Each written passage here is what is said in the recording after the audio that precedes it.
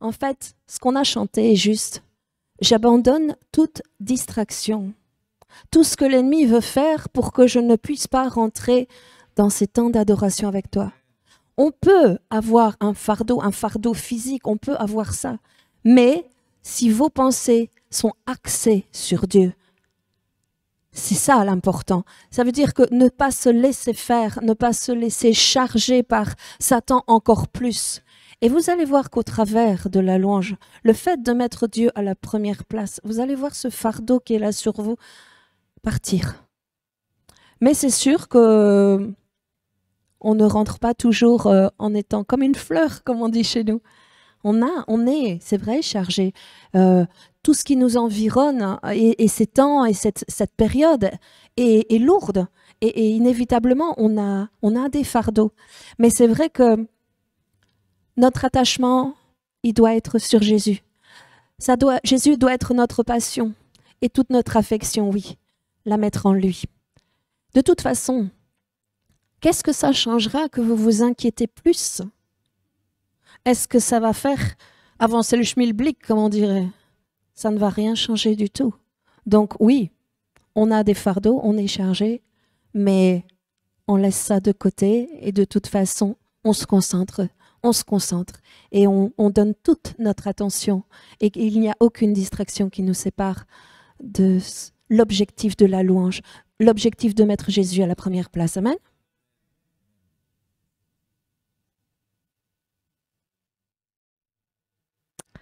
Alléluia.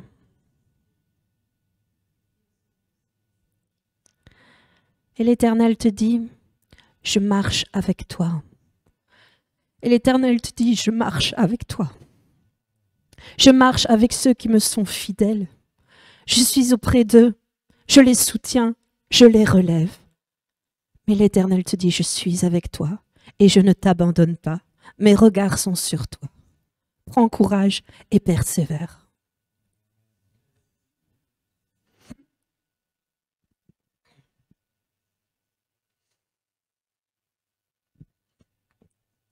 C'est pour l'Église, mais je crois que c'est pour chacun de nous. C'était peut-être juste pour moi, mais je veux que vous en profitiez aussi. Et plus les temps sont sombres, plus Dieu me parle de sa bonté, plus Dieu me parle de l'importance que nous avons pour lui. Alors oui, on n'est pas tout seul. Oui, on n'est pas nombreux, mais Dieu considère chacun de nous comme précieux. Et il est digne de louange. Et il est digne d'adoration. Moi, je suis tellement heureuse de voir qu'il pose son regard sur le petit groupe que nous sommes. Il ne néglige pas le petit groupe. Il ne néglige pas l'individu. Il s'occupe de chacun. Et il y a tellement de bonté et tellement d'amour dans notre Dieu que oui, c'est vrai, il est digne de louange. Il est digne d'adoration. Alors, je vais simplement reprendre pourquoi aujourd'hui particulièrement je le trouve digne d'adoration. Et reprendre un peu ce que Rosemary avait dit sur l'agneau de Dieu qu'on a encore chanté. L'agneau de Dieu qui ôte le péché du monde. Alors, vous imaginez un monde sans péché? Vous imaginez ça? Jésus ôte le péché du monde. Donc, j'ai compris qu'en lui, j'avais la possibilité de vivre sans péché, comme vous tous, et qu'on pouvait vivre dans un monde libéré du péché grâce à Jésus-Christ. Et moi, ça me réjouit profondément. Alors, ce n'est pas une formule magique, ce n'est pas parce qu'on le dit que ça se passe, mais je sais une chose, c'est que si nous approchons de lui et que nous l'adorons, parce que nous aimons ce qu'il a fait, parce que nous aimons ce qu'il a représenté sur terre, que nous aimons le fait qu'il ait guéri les malades, le fait qu'il ait libéré son esprit pour nous tous. Si nous pouvons aimer ça de tout notre cœur, l'adorer, je pense qu'il ôte le péché du monde. Et que nous ne pouvons le voir qu'à une seule chose, c'est à notre capacité d'aimer. C'est la seule chose qui nous différencie. Il l'a dit dans les évangiles. Ils verront que vous êtes mes disciples parce que vous aimez les uns les autres. Ce n'est pas une idée vague, c'est que dans les cœurs, c'est produit quelque chose qui permet l'amour et qui permet de libérer l'amour. Et ça, c'est extraordinaire. Alors oui, il est digne d'adoration. Il est digne qu'on se souvienne de lui dans ce sens-là, qui nous libère pour l'amour, pour aimer Dieu et pour aimer nos frères et sœurs, pour aimer le monde aussi. Il n'y a rien à faire. Nous ne sommes pas du monde, mais nous aimons ce que Dieu a créé et ceux qui vivent autour de nous. Et ça produit en nous tellement d'énergie et tellement de bonheur, tellement de joie.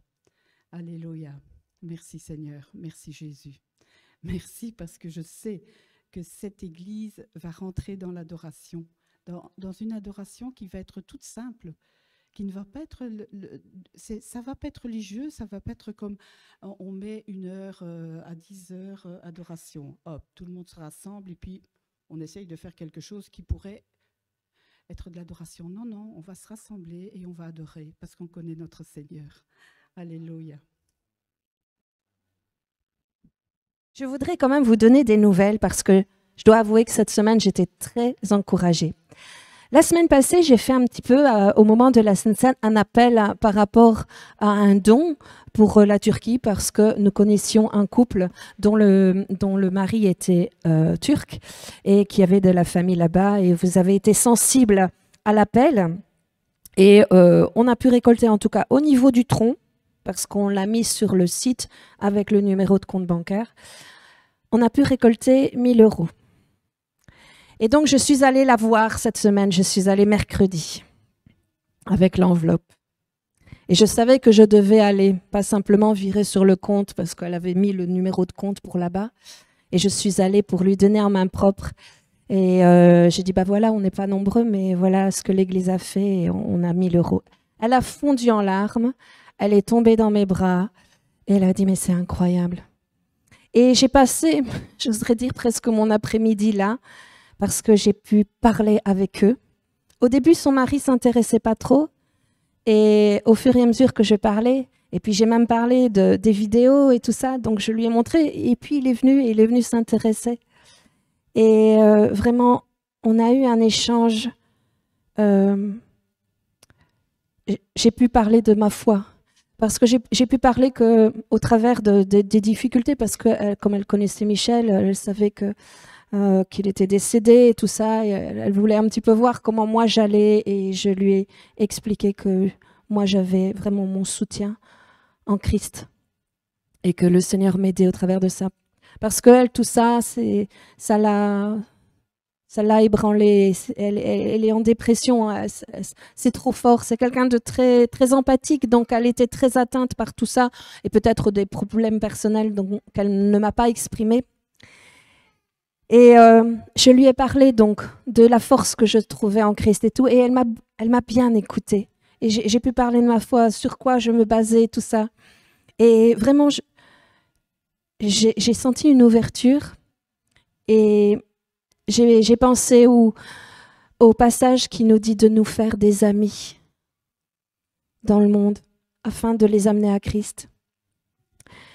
Et j'ai envie de vous dire, il y a encore des possibilités. Il y a encore des gens qui se laissent interpeller. Alors ne ratez pas les rendez-vous avec ces personnes-là. Ne ratez pas ces rendez-vous-là où il y a une amitié qu'il faut lier afin de pouvoir témoigner, afin de pouvoir parler de Jésus. Et je suis encouragée parce que elle me dit, mais tu sais, il y a quelque chose d'incroyable dans ce qui se passe. Donc le village, enfin un village, c'est déjà pas mal, c'est 40 000 habitants. Ils étaient, en tout cas pour la région là où ça s'est passé, parce qu'il y a eu plusieurs il y a eu plusieurs tremblements de terre, hein, c'est quand même pas rien, et passé 7 sur l'échelle. Là. Et elle me dit, mais tu sais, de la famille de mon mari, il n'y a pas un seul mort. Elle dit, c'est incroyable, mais de la famille de mon mari, il n'y a pas de mort. Et bon, ils n'ont plus rien, bien sûr. Sauf, et elle m'a raconté, elle me dit, il reste un endroit. Et quand ses parents sont décédés, donc cette femme, Karine, elle a eu un héritage. Et elle avait déjà sa maison. Et c'est quelqu'un qui a envie de bien faire. Et elle s'est dit, bon, ben, mon mari étant turc, on va peut-être acheter un petit quelque chose, un petit appartement là-bas sur place pour quand on y va, pour pas charger la famille. Et puis avec le reste, en fait, ils l'ont donné au frère, donc à son beau-frère, à elle. Et c'est un ingénieur, ce gars. Et il s'est dit, je veux créer un endroit avec vraiment tout le fait avec sagesse, avec une construction solide, parce qu'ils savent, hein, il y a des normes antisismiques et tout ça. Et il a vraiment construit un endroit qui est, bon, on va appeler ça un café, un bar, restaurant, mais quelque chose de bien. C'est pas un truc du souk, hein, non, j'ai vu les photos, c'est vraiment quelque chose avec du marbre partout, plein de baies vitrées et tout ça, c'était très, très moderne, avec des sanitaires et tout ça, nickel. Et elle me dit, ben voilà, on l'a enfin, on l'a aidé financièrement à ce moment-là pour qu'il puisse construire ça.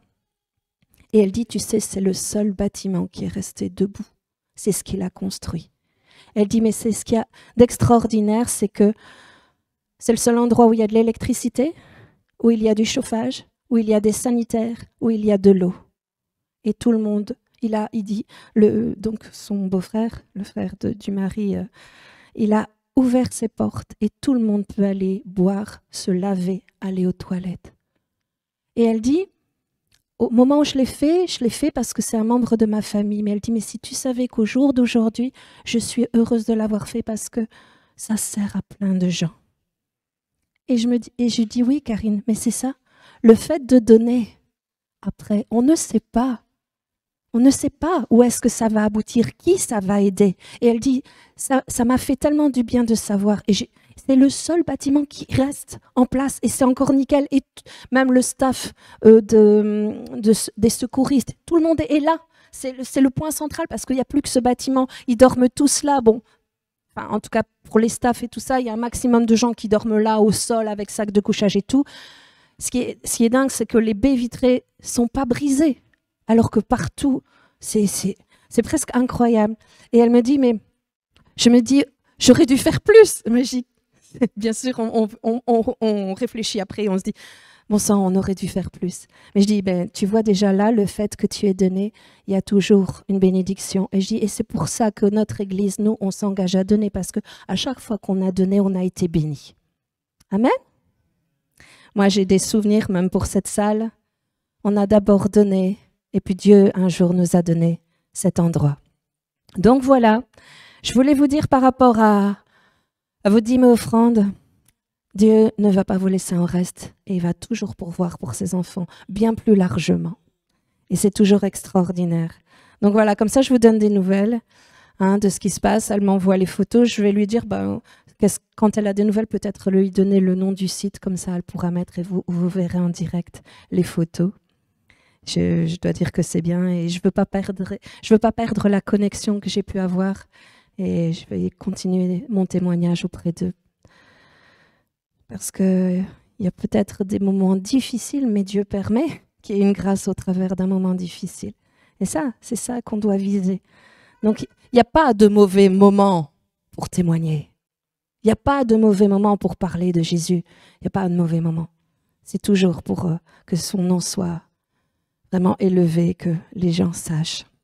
Voilà, on va prendre le chant et pendant ce temps, vous pourrez donner vos dîmes et vos offrandes. Et laissez faire Dieu, laissez faire la bénédiction. C'est pour vous lancer un rendez-vous en fait. Rendez-vous demain à 19h pour la réunion de prière. Je crois que pour ceux qui y ont participé, vous pouvez dire oui, il y a quelque chose qui se passe. Et ça fait du bien et on est content. Et on veut plus encore.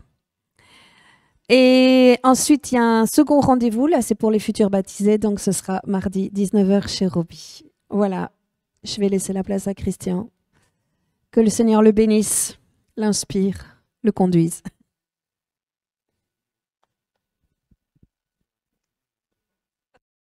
C'est vrai que le domaine de la louange, de l'adoration, c'est quand même un domaine, je pense, qui est la base, puisqu'à la base, on parle quand même d'une guerre d'adoration, et on sait qui était Satan, enfin avant d'être Satan, on sait qui était Satan, et on va en parler un petit peu, pour reprendre un petit peu la base, de savoir pourquoi justement c'est une guerre d'adoration. Et avant toute chose, je voulais parler un petit peu du monde qui nous entoure, puisque on voit bien un peu tout ce qui se passe dans le monde. Je vais faire une parenthèse, et après, on passera directement au principal. C'est vrai que nous savons que dans le monde qui nous entoure, c'est rempli de toutes sortes d'idoles. On le voit bien, et de plus en plus de nos jours. Autant avant, on avait, comme il parlait, on avait des veaux d'or, il y avait Baal, il y avait d'autres. Mais ici, il n'y a jamais eu autant d'idolâtrie, je pense, qu'à notre époque. Et cela vraiment conduit inévitablement vers la perdition. Autant pour les idoles que pour les fans. Et d'ailleurs, c'est moi qui ai dit ça, je dis nous devenons ce que nous adorons. Et quand on voit par exemple les gens adopter une tenue vestimentaire ou une coupe de cheveux, je me faisais la réflexion parce que c'est vrai que quand on regarde autour de nous, à un moment donné, ils faisaient des... Comme par exemple, je donne un exemple pour Johnny Hallyday. Il y avait des Johnny Hallyday partout. Que ce soit au niveau de la tenue vestimentaire, au niveau du look, au niveau vraiment de la chirurgie esthétique. Mais ce qui ne se rendent pas compte, c'est qu'ils sont en train de créer des liens d'âme vraiment démoniaques. Et justement, on sait que l'adoration appartient à Dieu seul. C'est la voie suprême par laquelle nous reconnaissons qu'il est Dieu. Et nous savons aussi que Satan est l'imitateur, ou des fois on l'appelle le singe de Dieu. Et parce qu'il veut être l'égal de Dieu. Et dans Ésaïe 14, 12 à 14, « Te voilà tombé du ciel, astre brillant, fils de l'aurore. Tu es abattu à terre, toi, le vainqueur des nations. Tu disais en ton cœur, je monterai au ciel, j'élèverai mon trône au-dessus des étoiles de Dieu. Je m'assiérai sur la montagne de l'assemblée à l'extrémité du septentrion. Je monterai sur le sommet des nues, je serai semblable au Très-Haut. » C'était son but. Et ici, de nos jours, même déjà il y a déjà beaucoup d'années, il utilise justement l'industrie de la musique pour perpétuer ce qui s'est passé en haut. Parce qu'on va parler un petit peu de ce qui s'est passé en haut avec les anges déchus qui sont tombés avec lui, les anges qui étaient sous sa disposition. Et on voit ici que ça s'est répercuté vraiment ici-bas, parce que son but ici, c'est d'avoir la louange et l'adoration de tous. Et il utilise l'industrie de la musique. Nous savons que cette guerre qui persiste depuis la chute de Satan, c'est une guerre d'adoration. C'est d'ailleurs cela qui a fait la chute des myriades d'anges qui sont devenus par la suite des anges déchus. Et on va prendre Ézéchiel 28, 14 à 18.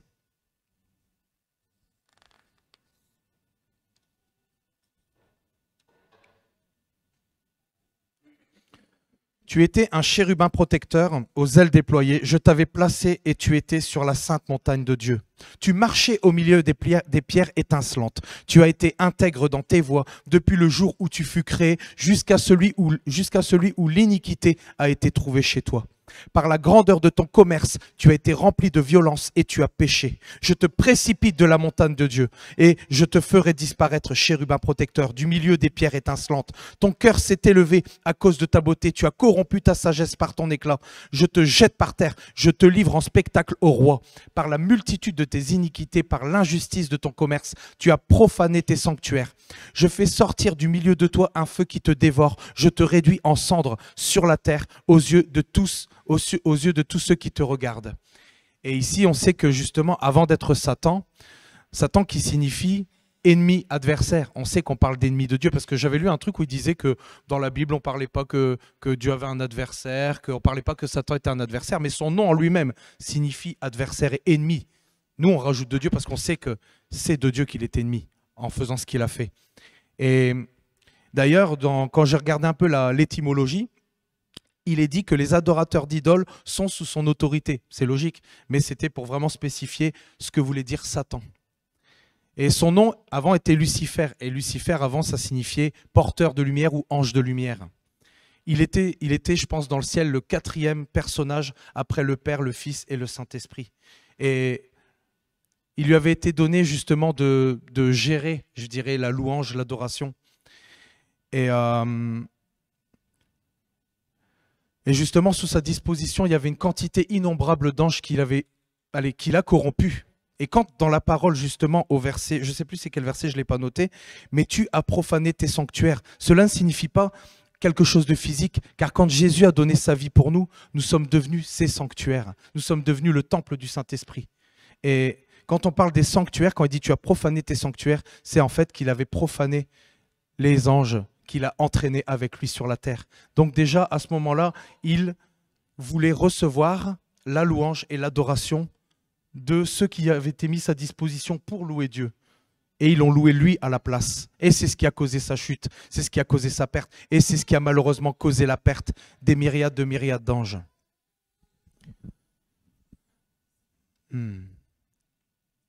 Et donc c'est ça, Dieu parle ici d'anges déchus ou de démons qui ont loué et adoré la créature, Satan au lieu du Créateur.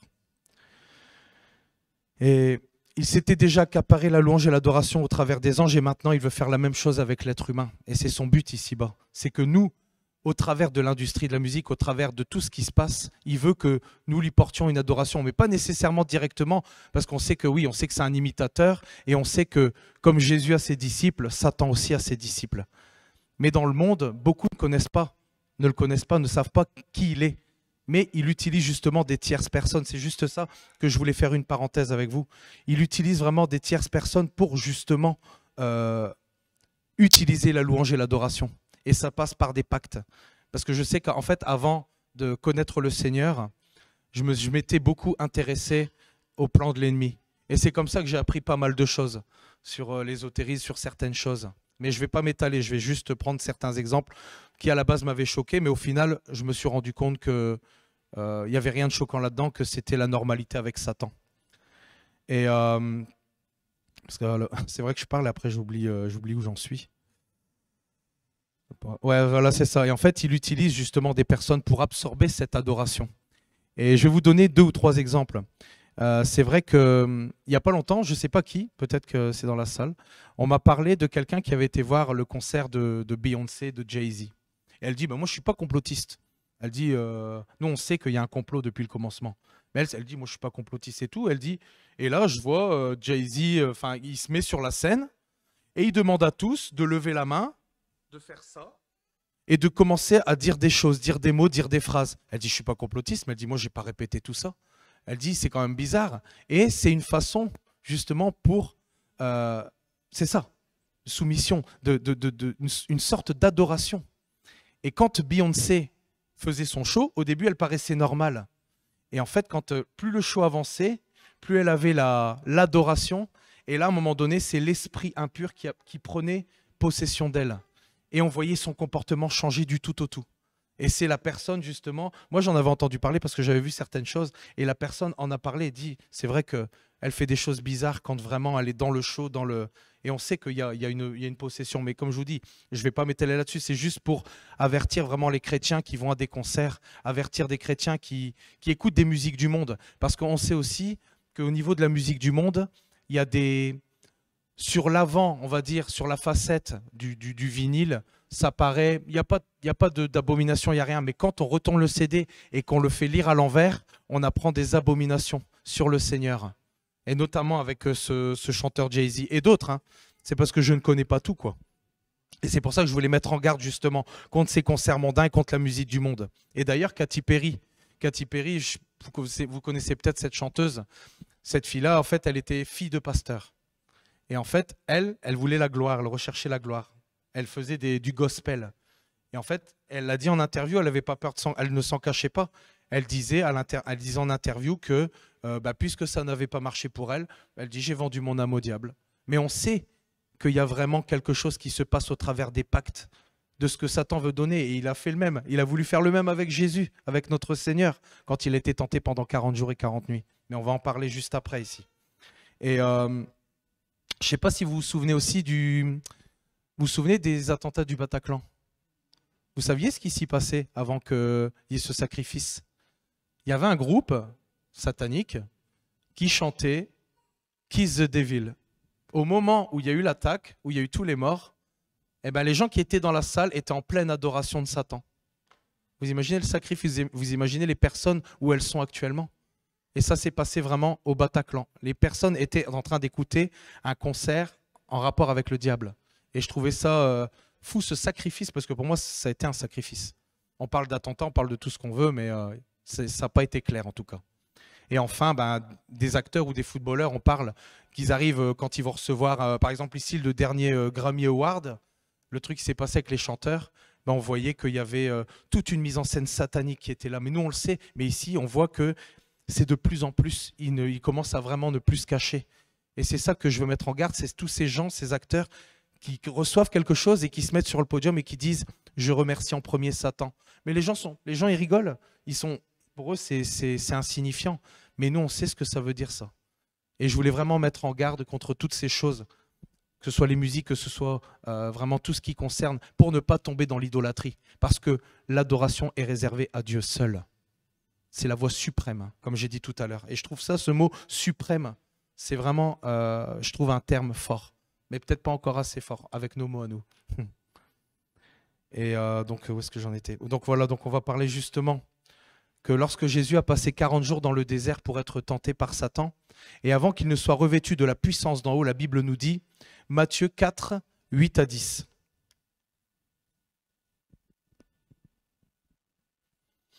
Le diable le transporta encore sur une montagne très élevée, lui montra tous les royaumes du monde et leur gloire, et lui dit, je te donnerai toutes ces choses, si tu... ouais, je prends un accent. Si tu te prosternes et m'adores. Et qu'est-ce que Jésus lui a dit? Retire-toi, Satan, car il est écrit, tu adoreras le Seigneur ton Dieu et tu le serviras lui seul. Donc là aussi, il a voulu user de commerce avec notre Seigneur, en lui disant, je te donnerai toutes ces choses si tu te prosternes et m'adores. On va parler un petit peu du sens de se prosterner, la signification aussi que cela a pour Dieu, que ce soit spirituellement ou physiquement. Donc là, j'avais mis revenons à nos moutons, puisque je voulais quitter un petit peu l'univers de l'ennemi. Donc voilà. Et justement, ici, je voulais parler un petit peu de la nuance qu'il y avait entre les actions de grâce, ou la reconnaissance, et la louange et l'adoration. Donc les actions de grâce et la louange sont une attitude normale et juste de notre part, parce qu'on a un Dieu merveilleux, on a un Dieu extraordinaire, on a un Dieu de bonté, on a un Dieu de miracle, on a un Dieu qui est fidèle.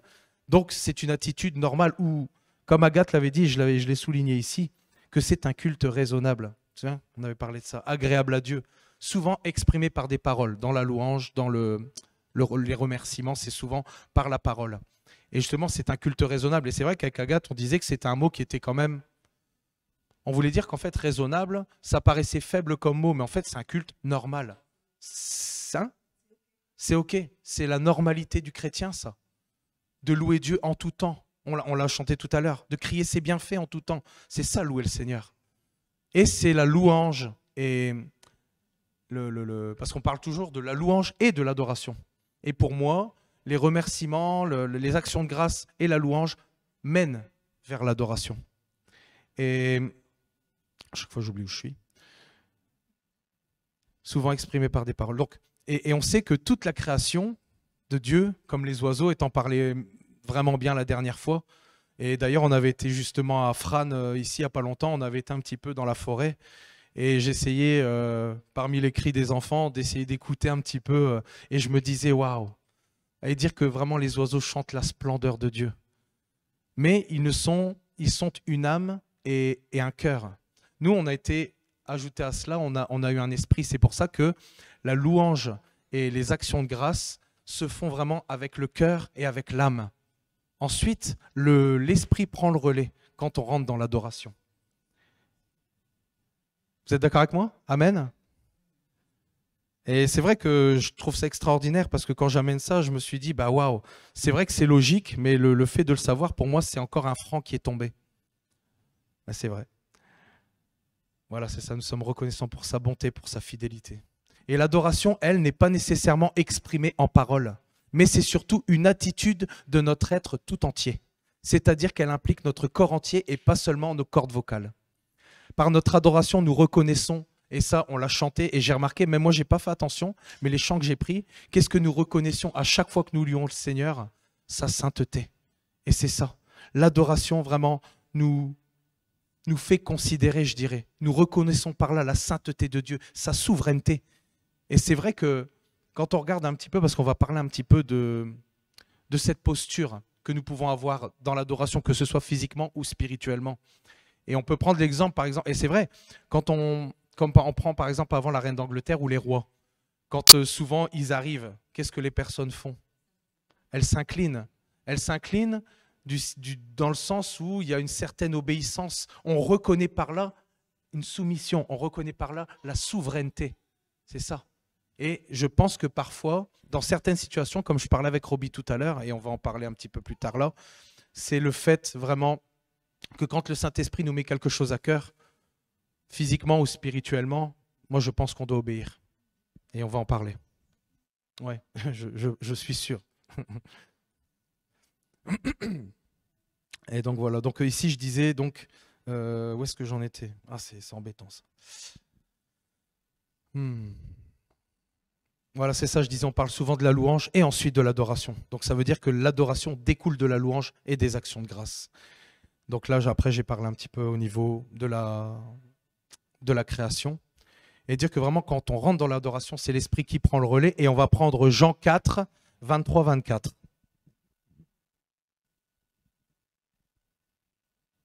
Mais l'heure vient, et elle est déjà venue, où les vrais adorateurs adoreront le Père, en esprit et en vérité. Et quand on regarde la version Semeur, c'est par. C'est pas en, c'est par. Donc, les vrais adorateurs adoreront le Père par l'esprit et en vérité. Car ce sont là les adorateurs que le Père demande. Dieu est esprit et il faut que ceux qui l'adorent par l'esprit et en vérité. Et c'est vrai que quand nous adorons, nous en avons fini avec nos propres mots. Comme tout à l'heure, il y a eu, et ça j'en parlerai aussi plus tard, décidément je vais parler beaucoup de choses plus tard, c'est de ce moment où il y a eu ce silence. Et je vais vous expliquer ce qui s'est passé avec Sylvie hier après. Ouais, bah ouais. Mais je vais y arriver quand même. Hein. Ce sera avant la fin. Et vraiment, on en a fini avec nos propres mots, car c'est par l'Esprit de Dieu, dans cette communion avec lui, dans ce partenariat merveilleux, et en vérité. Et quand je regardais le en vérité, j'aime bien regarder les étymologies, on parle de candeur. Candeur d'esprit, ou pureté ou simplicité d'esprit, libre d'affection, de prétention, de simulation, de mensonge, de tromperie. Donc, c'est vraiment arriver avec une sincérité de cœur. Parce que c'est ça, en fait, Dieu regarde au cœur. Et ensuite, si nous avons vraiment nous pouvons l'adorer en esprit et en vérité. Amen.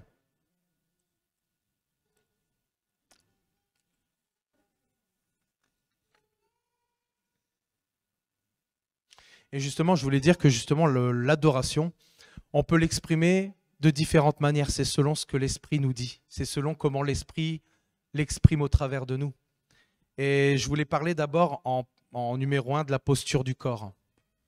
Parce qu'en fait, quand le mot adoration est utilisé dans la parole de Dieu, que ce soit en hébreu ou grec, dans l'Ancien et le Nouveau Testament, cela nous parle de posture du corps. Et dans Jean 4, 24, donc celui-là on l'a pris tout à l'heure, ah ben on peut le laisser. C'est Dieu est esprit et il faut que ceux qui l'adorent par l'esprit et en vérité.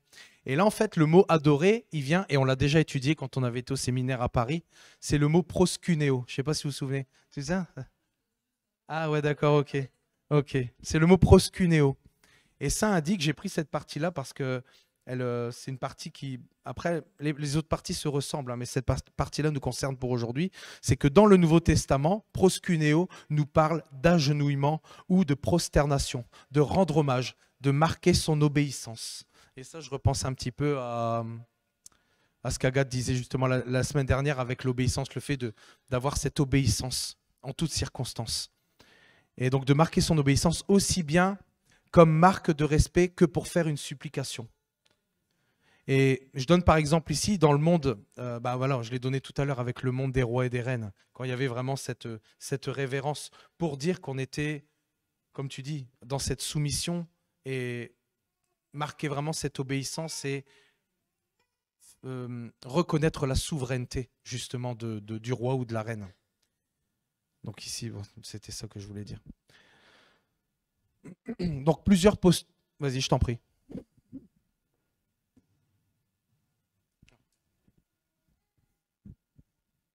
Un, deux. Je veux rebondir parce que ce n'est pas parce que vous allez vous incliner physiquement que votre cœur est incliné, Oui, oui. que votre cœur est soumis. Et la semaine passée, justement, je vous ai raconté l'histoire de cet enfant dont le père lui a demandé de s'asseoir et a pris ses épaules et l'a forcé. Et l'enfant a dit je suis peut-être assis extérieurement, mais à l'intérieur, je suis debout. Et je crois que là, vous n'avez pas toujours l'opportunité d'avoir la posture d'être incliné ou à genoux. Mais en fait, c'est une posture intérieure qui doit être permanente. Ce n'est pas lorsque vous allez adorer, c'est toujours être incliné avec la crainte de Dieu constamment. C'est à l'intérieur de vous qu'il faut être incliné. Bien sûr, il y a des moments où vraiment où on marque comme poser un acte prophétique. C'est bien, ça m'arrive de me jeter au sol parce que je veux vraiment que Dieu remplisse toute ma vie. Mais en fait, cette attitude-là ne doit pas nous quitter. Cette attitude de soumission, cette attitude qui dit « je te reconnais comme roi de ma vie ». Ça doit être non-stop. Et ne soyez pas comme cet enfant qui dit « oui, je suis assis, mais je suis debout à l'intérieur ». Vous tromperez peut-être les gens en ayant une attitude de piété, une attitude de personne qui a l'air vraiment soumise. Si à l'intérieur, vous n'êtes pas soumis, si votre esprit, votre âme n'est pas soumis à Dieu et en reconnaissance à Dieu et en soumission à Dieu, ça n'agrée pas Dieu, ça ne touche pas Dieu. Et on ne trompe pas Dieu. Je suis tout à fait d'accord. Et c'est pour ça que je spécifiais tout à l'heure le fait de s'incliner ou de se prosterner, que ça peut se faire aussi bien spirituellement que physiquement. C'est selon ce que l'esprit, la disposition dans laquelle on est. Par exemple, je sais que pendant les séminaires, quand il y a souvent des séminaires, j'ai remarqué que ce soit ici à Paris ou d'autres sont venus, il y avait quelque chose. Est-ce que c'était parce que c'était ponctuel ? Moi, je sais que quand Ron et Monica sont venus, j'ai été conduit à venir ici, près de l'estrade, je me souviendrai toujours. Il y avait Ron qui était là quelque part, et moi, en fait, je m'étais prosterné, je m'étais allongé sur ma face. Et en fait, à partir de ce moment-là, quand j'étais dans l'adoration, moi, mon parler en langue, depuis ce jour-là, a complètement changé. Je n'ai plus... Est-ce que c'est une évolution? Est-ce que... Je ne sais pas. Mais depuis que j'avais fait cet acte, parce que c'est aussi un peu un acte de foi, de sortir de sa zone de confort, c'est ce que je disais. Mais sur le coup, c'est vrai que j'y ai pas pensé, je suis parti et je l'ai fait. Et depuis ce temps-là, je sais que mon parler en langue, il a changé complètement. À mon avis, c'est pour une évolution. Le Seigneur nous équipe. Et au travers du parler en langue aussi, on est équipé. Puisqu'on sait qu'il nous édifie, il nous fortifie et aussi... Parfois, certains parlent en langue permettent aussi de combattre les uns pour les autres. Ça dépend ce que l'Esprit nous donne. Mais moi, je sais que le fait de l'avoir fait, ça m'a été bénéfique. Et donc, c'est pour ça que même, parce qu'on peut parler, il y a plusieurs sortes de postures, en fait. Même physiquement. On peut aussi bien s'agenouiller que se prosterner complètement face contre terre. On le voit avec certains. Ou le fait juste d'incliner. Ou comme tout à l'heure, je voyais dans la salle, vous voyez, quand on lève les mains. Ça c'est un signe aussi d'adoration à Dieu. Et justement, je voulais venir sur le... Donc, où est-ce que j'en étais encore une fois? Voilà, comme tendre les mains vers le ciel. Et d'ailleurs, le mot hébreu pour dire merci, Toda, est directement lié au mot hébreu main, comme pour montrer sa reconnaissance. Je trouvais ça génial, quoi. Donc, je voulais le souligner. Et ensuite, on peut parler aussi parfois aussi de l'inclinaison de la tête. Mais comme on dit ici, moi je parle dans le sens physique. Je sais que spirituellement, on doit toujours être soumis. On doit toujours avoir cette posture d'inclinaison devant le Seigneur parce que nous reconnaissons sa sainteté. Nous reconnaissons qu'il est Dieu, qu'il est un Dieu merveilleux, un Dieu extraordinaire. Mais ici, je vais vraiment parler aussi du fait d'incliner la tête. Après, c'est quand l'Esprit nous le dit, hein, qui montre l'humilité, à quel point nous sommes petits devant Dieu. Parce que c'est vrai, Quand on regarde sa majesté, nous sommes tellement petits devant Dieu. Et il s'est intéressé à nous, il a donné son Fils, le Père a donné son Fils pour nous sauver. Alors que nous semblons tellement petits devant sa majesté, devant sa grandeur. Et je voulais vraiment le souligner pour que nous puissions nous rendre compte que même au travers de tout ce que nous vivons, nous devons continuer vraiment de le louer, de l'adorer, de persévérer, parce que ça en vaut la peine, parce qu'il a donné sa vie. Comme tu l'as dit tout à l'heure, Leïla, si bien. Et justement, après, il y a aussi le fait de s'agenouiller, qui est aussi un acte important dans le domaine de l'adoration. Et j'avais donc, mais je ne sais pas si je te l'ai donné, 1 Roi 8, 54, qui dit que lorsque Salomon eut achevé d'adresser à l'Éternel toute cette prière et cette supplication, il se leva de devant l'autel de l'Éternel où il était agenouillé, les mains étendues vers le ciel. Je pense que c'était aussi une posture où il priait, mais je pense que cette posture-là était une posture d'adoration parce qu'il reconnaissait que Dieu était Dieu. Amen.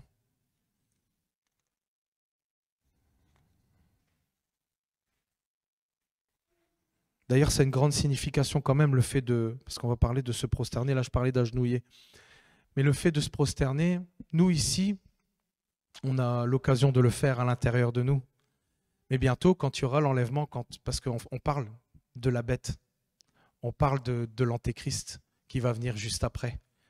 Et ceux qui n'adoreront pas la bête et son image, ils seront tués. Ça la parole de Dieu nous le dit. Je n'ai pas pris les versets, je voulais le prendre après, mais je n'ai pas eu le temps. Et c'est vraiment pour montrer que Satan est vraiment un imitateur et qui veut aussi justement cette dévotion, qui veut aussi vraiment le fait que l'on se prosterne devant lui pour reconnaître qui il est, alors que, excusez-moi, il n'est plus rien. Il est lié, il est condamné parce que Jésus est venu et il a emmené captif la captivité. Il est venu et il a, comme tu l'as dit, il a ôté le péché du monde. C'est lui qui a la clé du séjour des morts. Il a permis que nous puissions avoir la vie au travers de son sacrifice. Mais dans ce temps-là, ceux qui n'adoreront pas la bête, ils devront le payer de leur vie. Nous avons l'occasion ici de donner notre vie, de vivre vraiment cette vie sainte avec Dieu, parce que c'est ça, Dieu nous appelle à être saints. Dieu nous appelle à avoir une vocation sainte et nous devons vraiment lui obéir.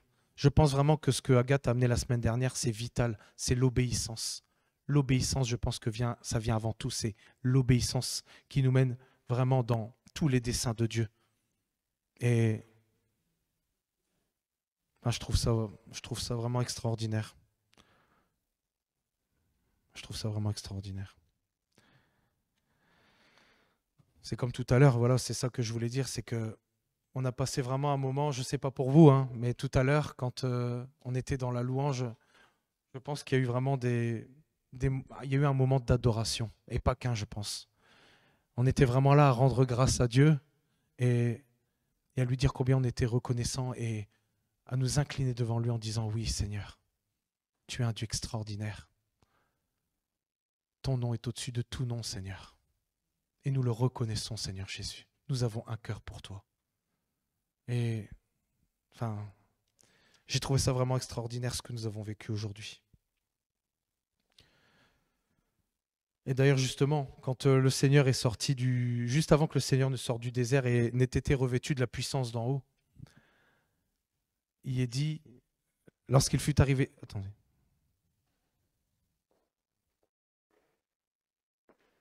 C'est ça, la posture la plus forte dans l'adoration, qui est la prosternation.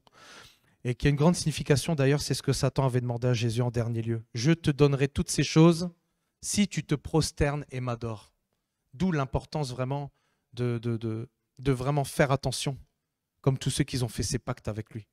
Parce que nous savons que l'adoration et la louange sont réservées à Dieu seul. Et ça, Satan, il le sait, mais c'est un usurpateur. Et il a voulu justement aussi voler cela pour en entraîner un maximum dans la perdition, parce que c'est au travers de ça que beaucoup vont dans le séjour des morts et pas dans le sein d'Abraham.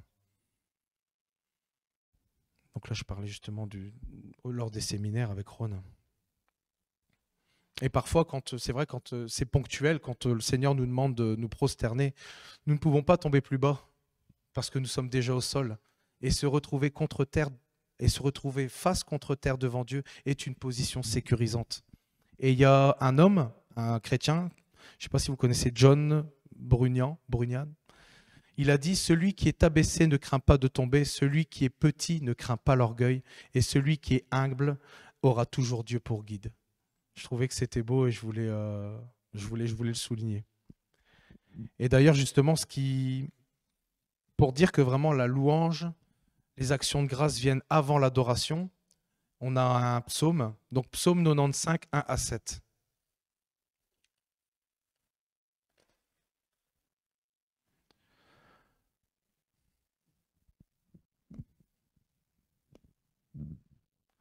Psaume 95, 1 à 7. Venez, chantons avec allégresse à l'Éternel. Poussons des cris de joie vers le rocher de notre salut. Allons au-devant de lui avec des louanges. Faisons retentir des cantiques en son honneur, car l'Éternel est un grand Dieu. Il est un grand roi au-dessus de tous les dieux. Amen.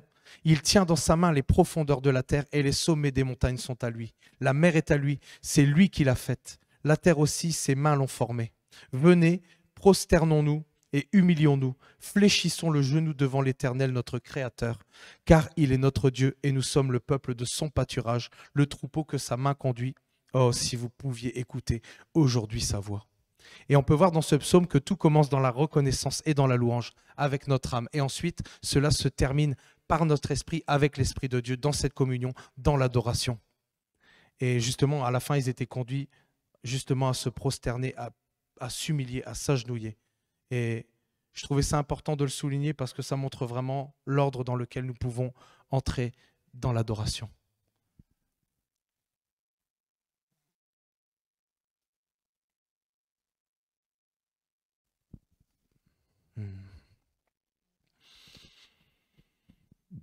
Et justement, je parlais avec Sylvie ce matin, elle n'est pas là.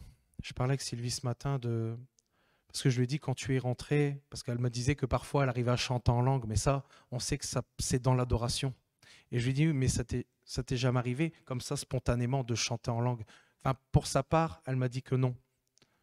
Après, c'est vrai que ça peut être possible, mais je pense que avant de pouvoir chanter en langue, je pense qu'il y a d'abord cette attitude de reconnaissance, ce cœur bien disposé, Tu veux dire quelque chose?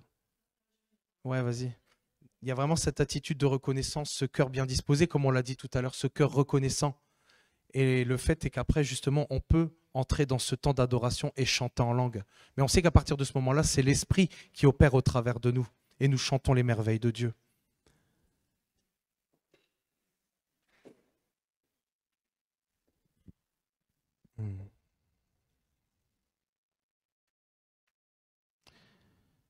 Et il y a un autre aspect justement que je voulais parler au niveau de l'adoration. Et j'ai vraiment été heureux de l'expérimenter parce que c'est vrai qu'on peut parler de choses qu'on expérimente.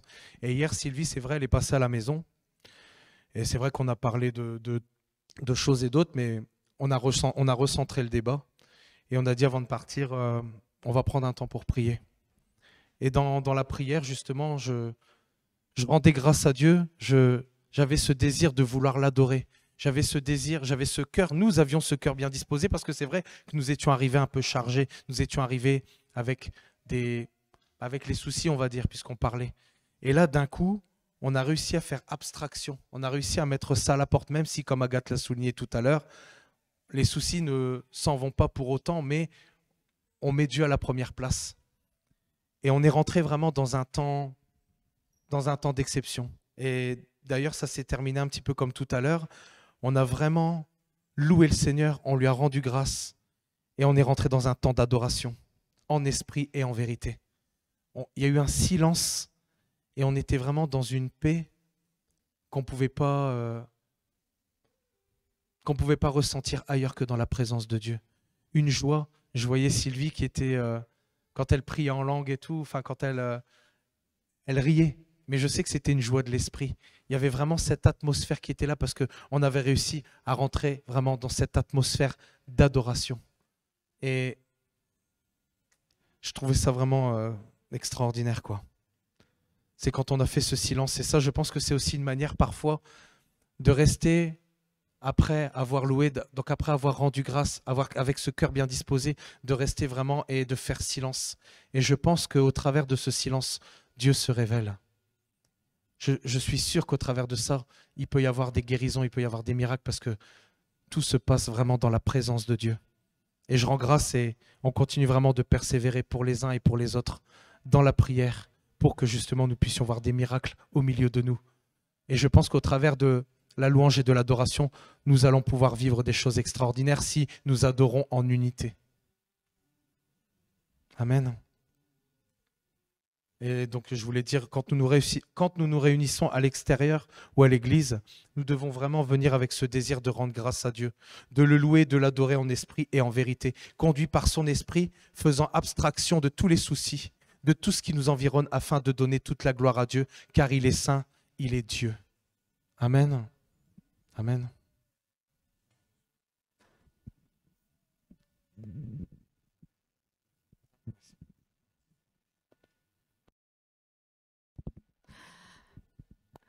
Voilà, Christian a abordé ici un sujet trop important pour le faire en une fois, en fait.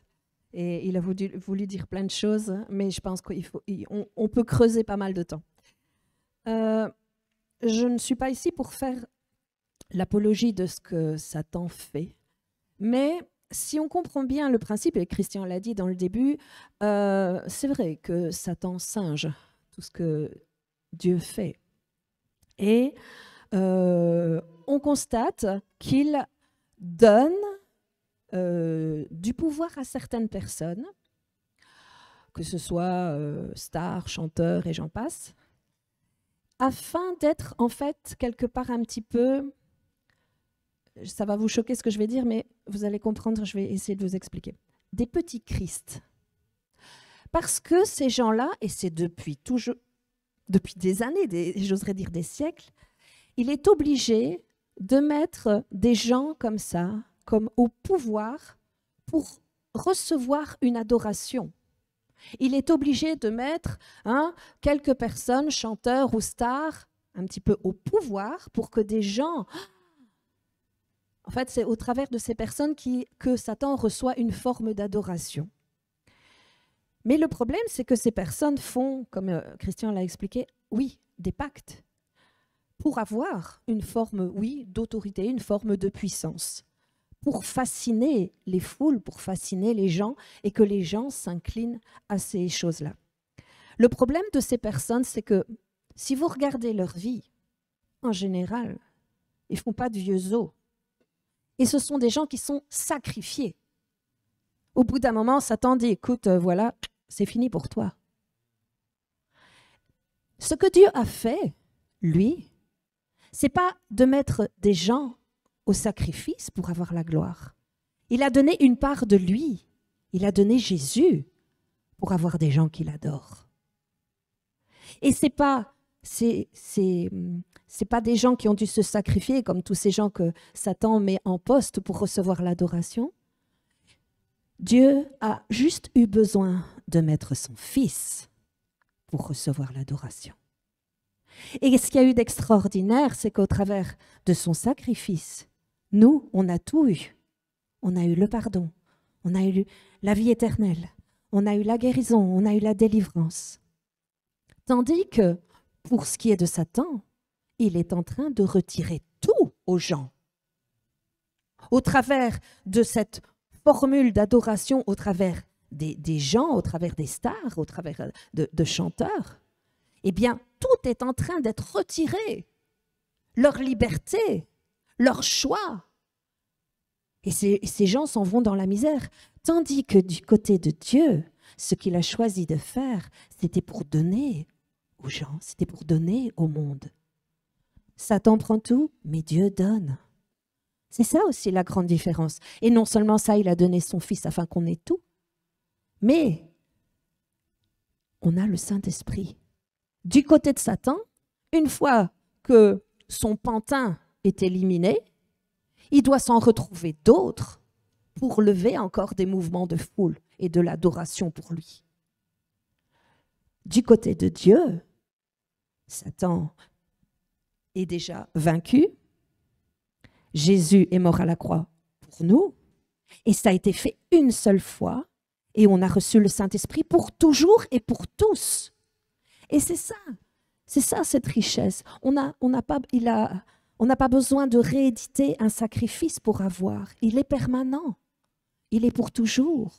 Et il est pour rentrer dans l'adoration. Et c'est en ça que c'est admirable. C'est dans le sacrifice de Jésus, cette opportunité d'avoir le Saint-Esprit. Satan est toujours obligé, lui, de se trouver des pantins qu'il va éliminer dans quelque temps. Et ça dure, et ça dure, et ça dure pour avoir de la louange, pour avoir les mouvements de foule qui se tournent vers lui.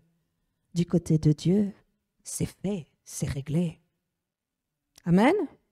Et on a le Saint-Esprit pour nous conduire dans la louange. Et c'est vrai, il a pris le passage d'adorer Dieu en esprit et en vérité. Je crois que c'est le Saint-Esprit qui peut nous porter dans cette adoration. Quand on a bien compris les principes de Dieu, mais non-stop, on doit adorer.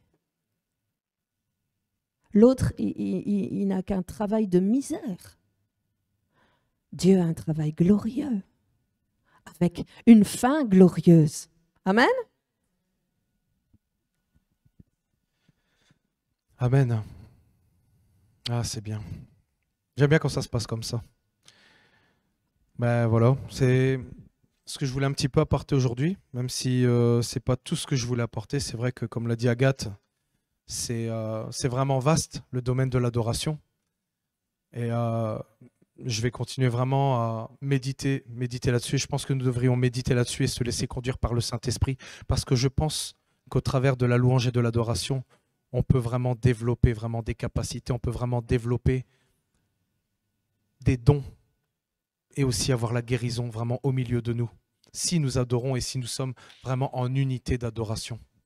Amen. Amen. Amen. Rendez-vous demain, 19h. Soyez bénis, un bon dimanche. Soyez de véritables adorateurs. Amen.